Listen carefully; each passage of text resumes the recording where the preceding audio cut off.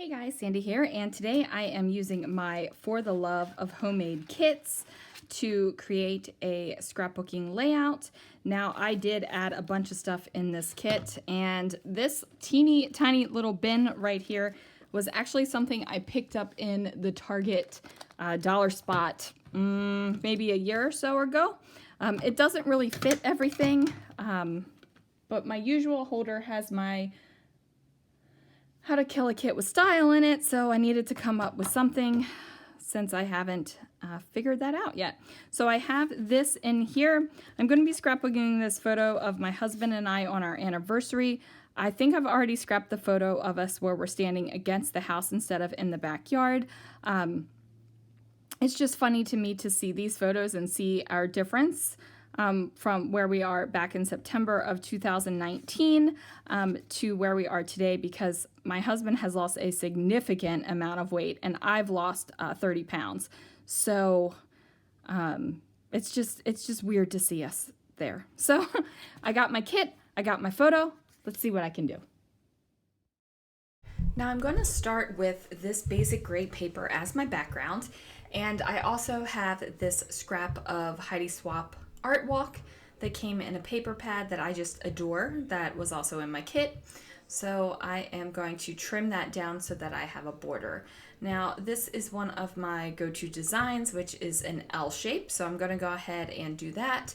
What I'm going to do though is make the length of the L, the vertical portion of the L, heavier than the horizontal portion. The horizontal portion I'm basically just going to put there so that my photo has something to rest on.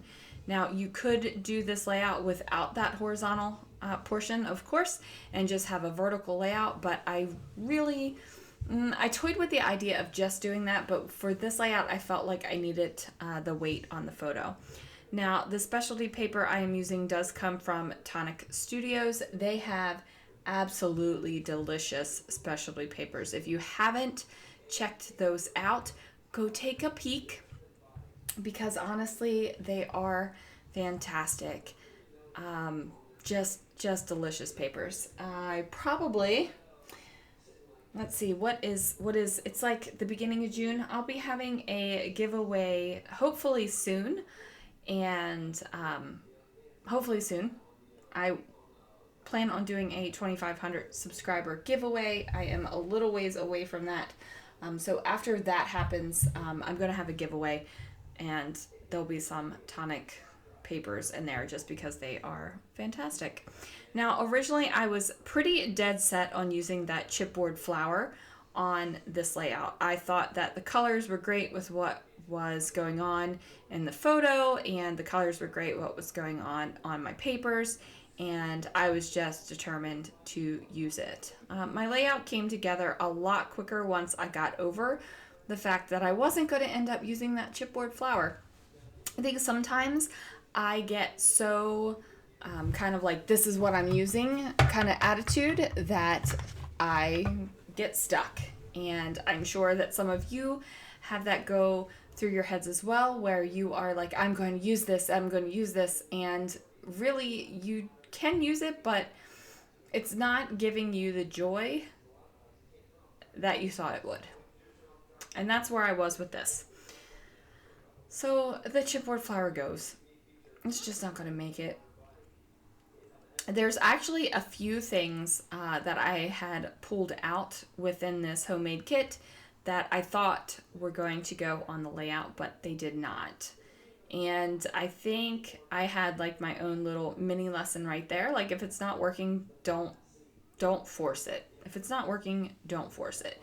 Just because I had this set of products to use doesn't mean I have to use that exact thing. I've got an entire set of products to play with. Plus, hello, it's not like I'm off somewhere, scrapbooking somewhere where I don't have other stuff, that I don't have an entire room full of stuff that I could be pulling from. So I think I needed to get out of my own head a little bit and make that happen. Now, the horizontal piece that I just placed down there on my paper, on my background, I was actually planning on using the front side of that piece for this kit. And it just turned out that the backside worked out as well too. So that was pretty exciting. I'm going to adhere my doily down. Now these are not my favorite doilies. They're not the more delicate ones. These are the ones that you can get at like the party shop and stuff like that for your doily, paper doily needs for parties. I don't know. I originally thought I was going to use this little wood grain thing here. I knew I wanted to bring in wood grain, but I wasn't exactly sure, not wood grain, wood veneer, but I wasn't exactly sure where it was going to be. So I thought it was going to be this guy. It turns out it's not this guy at all. But I do know I'm bringing in the pops of black because I put that big black metal camera clip on the photo. I thought I was going to bring in the cork. The cork didn't make it either. I actually forgot about the cork heart while I was making this layout. Like, I put it off to the side because I thought I'd bring it back in. But it didn't make it on. I literally forgot about the cork heart until I was cleaning it up. Now, I really wanted to use this XOXO on this layout. I thought that it was great. It added another kind of like weight to the horizontal part of the page, and it was really making it into an L shape. But you know, I just couldn't get it to work out. I really like the little floral wreath within the doily, so I wanted to bring in more of these florals somehow, but no matter what I did, I wasn't feeling it. It just wasn't working in my mind. And I'm looking at this and I'm thinking, yeah, this isn't bad. Like, why am I so freaked out about this? But in the moment, it just wasn't working. I think I was already a little frustrated because my chipboard idea with that flower wasn't going to work. And then I was, you know, it wasn't exactly the way I wanted it. So I just gave up instead of forcing the issue, though. Sometimes, here's the thing. There's a balance where you are working with a product and you just have to do it. You just have to make it work. You just have to like figure out what you're going to do and do it. And then there's the times where you don't have to. Go on to something else. And I think I say both of those things in my videos. And I know that it sounds like it is conflicting information and it's telling you two different theories. And it is two different theories. But you got to figure out for yourself like when you need to make something work or when you can just move on. And I think it's different for everyone. If you only had, say you only had this limited set of supplies, you were scrapbooking somewhere else, you weren't in your home, you didn't have your stash available, then yes, I would make it work. I wouldn't pull in other things. But if I'm at home, then yeah. Or if I am scrapbooking just for the pure joy of it because I like playing with paper and I'm not using it as a de-stressor, then I'm probably more inclined to finagle things around and make things work. But if I'm stressed and, you know, I just need to get lost in the creativity of it, then I'm not gonna spend the time to make it work because I'm looking for that joy. I'm looking for that endorphin release of making a pretty page. Hope that makes sense.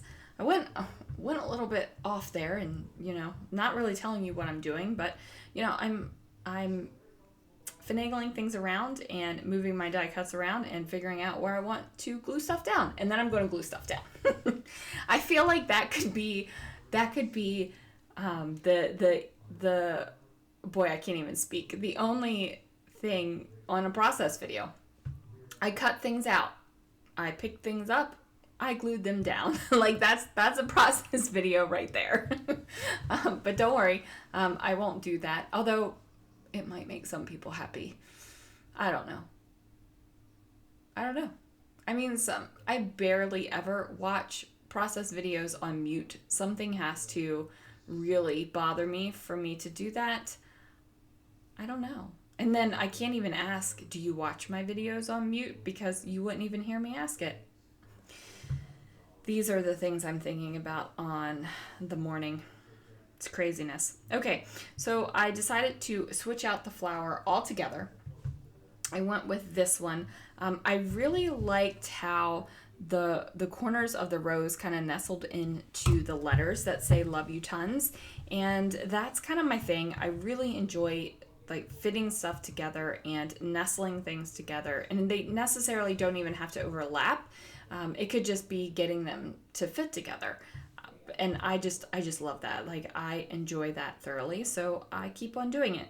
Now, I did throw in this birdcage wood veneer, and I threw it in here because I figure it's kind of like a romantical.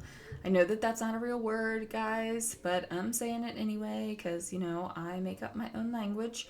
I know that it feels a little romantical, so we went ahead and threw it in with this layout. I know that this might be going against your sensibility. So I've got soft things, I've got like romantic things, I've got flowers, and then I'm like, boom, throwing in the black paper clip, and boom, throwing in the black.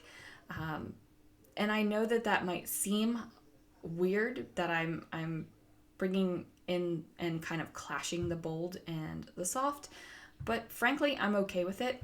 It doesn't bother me.